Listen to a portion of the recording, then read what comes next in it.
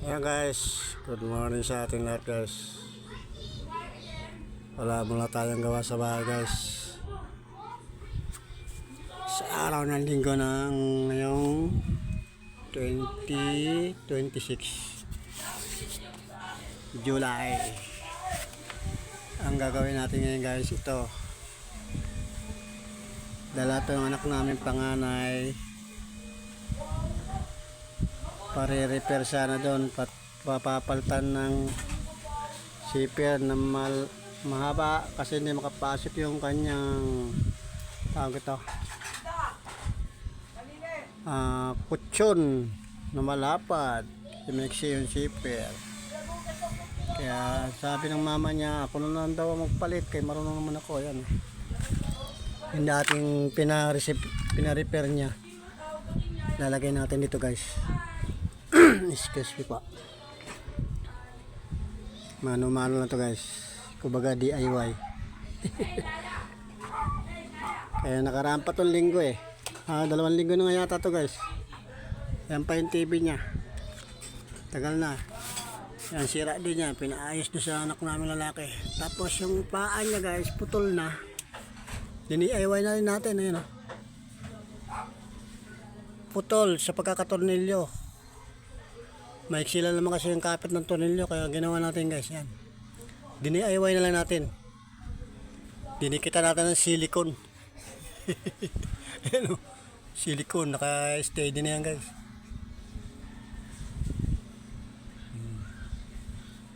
Kaya naubos na yung pandikit natin na yung in-order sa Shopee, yung ano yun, blue, may tiban blue. Oras pala natin 10 ano na 26. Ayan, samahan nyo ako dito. Ating palitan ng zipper ito na malaki o mahaba. Excuse me po.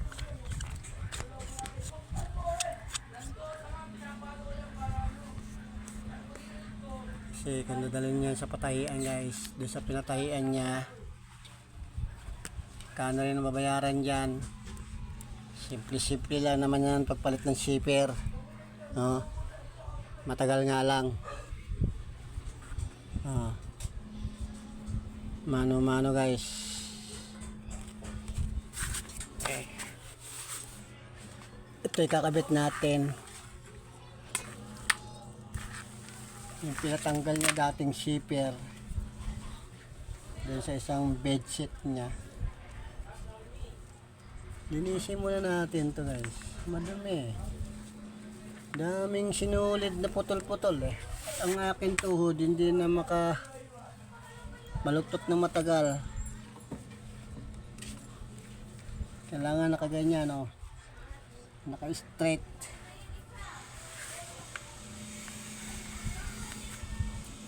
Pag tayo nakaupo,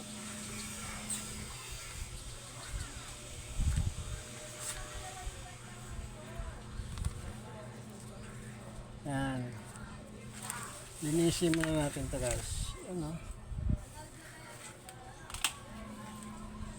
Yan, ang haba nito, matagal-tagal na tahian to guys. Aantokin tayo nito. At pagpasensyahan nyo yung munting kwarto namin ni Mrs. Daming tambak. Nandito nakatambak yung mga ibang gamit ng anak namin kasi nag-aayos ng nagre-repair tayo ng munting tahanan. Ayan, oh. Hindi pa nga tapos natin matanggal yung mga kahoy dyan, oh. Yung dating pinagkabitan ng mga bubong. Ayan, oh. Ayan pa yung mga luma. Marami pang gawa guys. Kaya matagal-tagal pa tayo dito magkukwentuhan sa munting tahanan namin. Update ko na lang kayo sa paggagawa dito sa munting tahanan. At pag natapos na yan guys, matapos na magawa, tour ko kayo sa mga kasulok-sulukan ng aming munting tahanan. Sa ngayon, lilinisin ko muna itong shaper na to. Ang dami sinulit.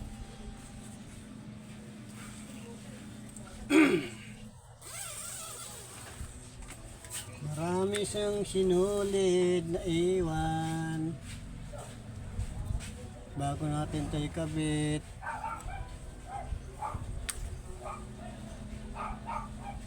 Pag inantok, di matulog. Diba guys? Nakaabang pa yung ano dyan guys, oh. Naubusan ng mineral kahapon. Kaya igip ko lang kahapon, may panibago. Ayan, oh, nakaabang yan, oh. Igip na naman tayo mamaya pag medyo maganda nga natin. Kondisyon ng katawan kay para tayong na-over ano sa paggawa-gawa dito sa bahay guys. Kaya kahapon gumawa tayo saglit lang. Pagkakain ko hindi na ako nakabalik ng paggawa-gawa sa bahay guys. Biglang parang nang ano yung katawan natin. Hindi maintindihan. Pag tayo guys nasa kondisyon gumawa, halos di na kumain eh. Hindi na namamalayan yung oras. Yung alas 12, hapon na eh. Eh, tanghalian natin yung nangyayari guys. Imbis na tanghalian, nagiging hapunan eh.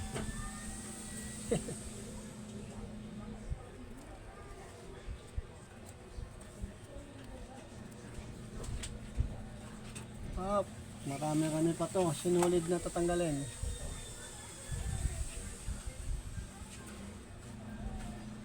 Mahaba-haba itong tahian guys. Sabi nga nila, habang nagpapahinga, di gawa-gawa. Tinatanggal natin itong lumang sinulid guys, para pag tinahinan natin to hindi nagkasabit-sabit. Kasabit-sabit to eh. Mabubuhol-buhol yung ating sinulid. Ayan ako, tayo na guys. Saglit lang tayo magbaluktot-baluktot ng ating tuhod. Maya straight na naman natin yan.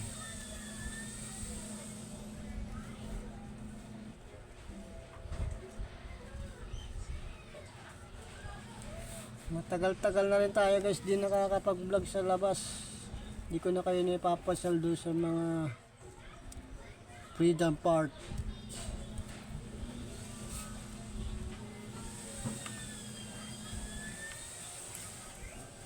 Matagal-tagal pa tayo makakapag-vlog sa labas.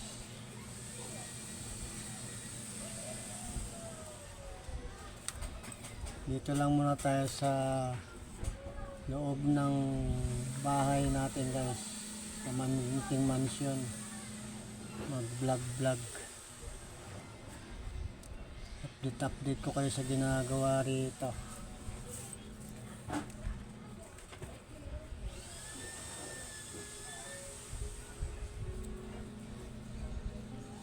At bukas, Lunes na, at sa Martes, mag-celebration na naman kami ng pagka 6 months old ng unang apo namin guys.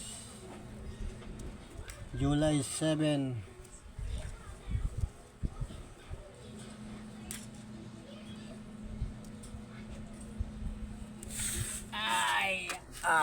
Likod natin. Nagkakaedad na talaga guys. Ganun talaga guys. Nagkakaedad na. Marami na nararamdaman.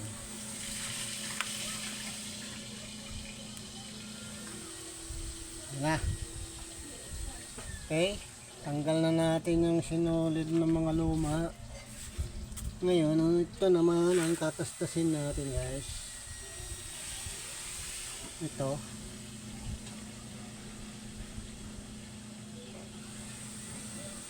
Tatastasin natin to hanggang dito sa kanto. Tapos ikakabit to dulo-dulo. Yan o. Galing pa to sa laundry. Bagong laundry ito eh.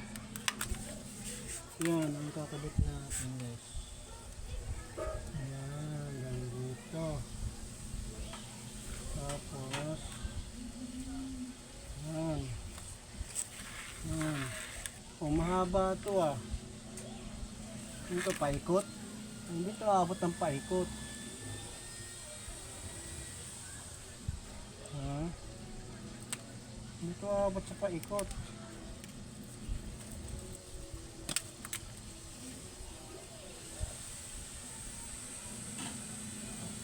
Ay, alam ko na kung saan natin tatanggalin ito. Saan natin kakabit ito sa tagiliran. Sa tagiliran, kasing haba ito. Tinahan nyo guys ha. Try natin. Tagiliran natin ikabit. Try natin ha. Para itong tatastasin natin ang tagiliran.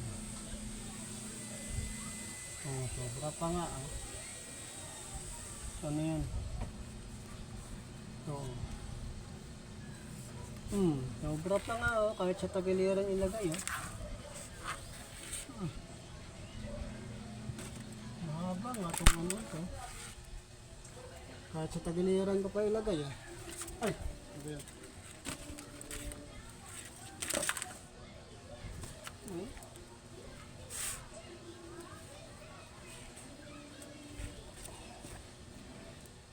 Kakaiba itong ano niya. Bedsheet niya.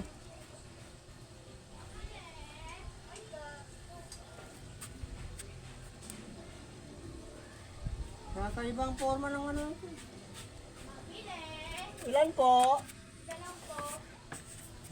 Nabibili ng ice. Ay, dalawa na po.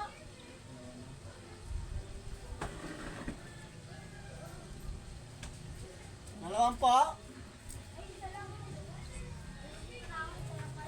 Salang po? Dalawa na po to eh.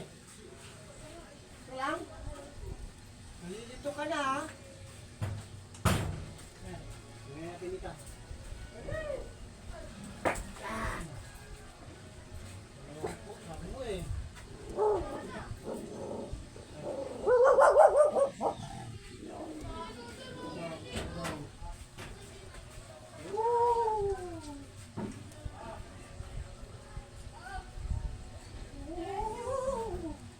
Parang si Jamel oh.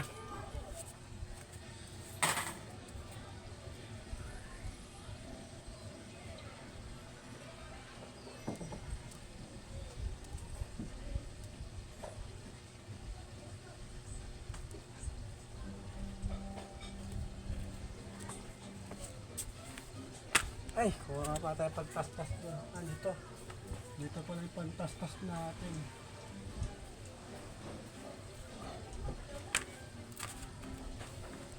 Dito natin to sa tagiliran lalagyan ng zipper. Dito. Huwag na. Huwag na yan tanggalin itong ito dati na. Kaya ano yan dyan.